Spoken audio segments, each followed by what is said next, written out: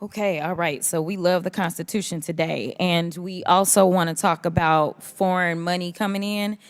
Have y'all seen the report that was just produced where this chairman decided that he was going to block this committee from receiving additional information about y'all's guy, Trump, and all the money that he took? From what we did receive, we know that Trump got almost $6 million that we can account for, and we know that there's more there.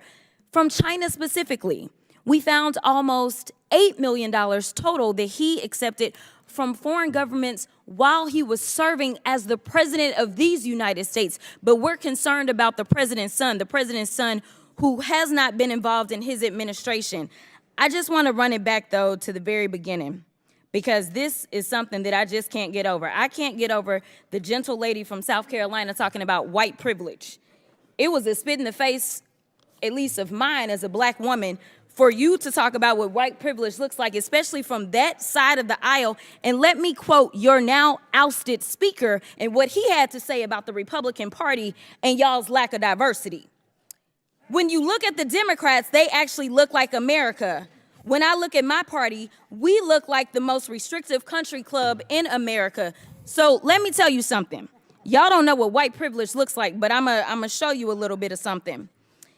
You see, you want to talk about a two-tier justice system, and this is the only time that y'all have ever referenced it, when this country has a history when it comes to black and brown folk of having two separate sets of rules.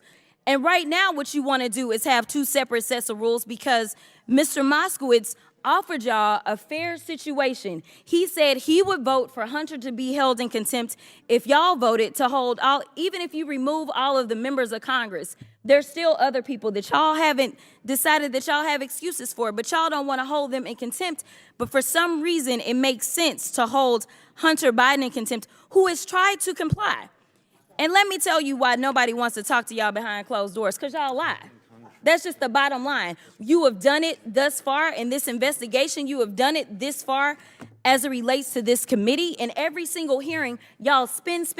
I don't know how y'all are still standing right now, because you should be quite dizzy from all the spinning that you're constantly doing when it comes to spinning the truth. You talk about free and fair elections, but you back a guy who we know tried to steal the election. And this isn't about what Democrats have to say. Let me remind you, for those of you that don't know how the justice system works, it's not a matter of the president went in and indicted Trump, but we are talking about grand juries. Grand juries are comprised of American citizens, and the people that have entered pleas of guilty that will be flipping on your leader in a minute, they are Republicans. I do want to point that out. And half of them were Republicans that were handpicked by Donald Trump himself. So, to be clear, whatever happens to your little leader, it's going to be because of the actions that he took. So you can talk all you want to about how January 6th was nonsense, but all of y'all were running at that time. Y'all were grabbing y'all's gas masks and y'all were running to your offices because you didn't know if they were coming to kill you.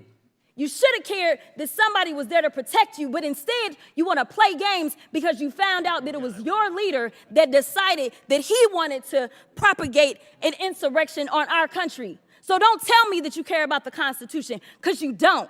All you care about is Trump getting reelected, and I'll yield the last of my time to my leader.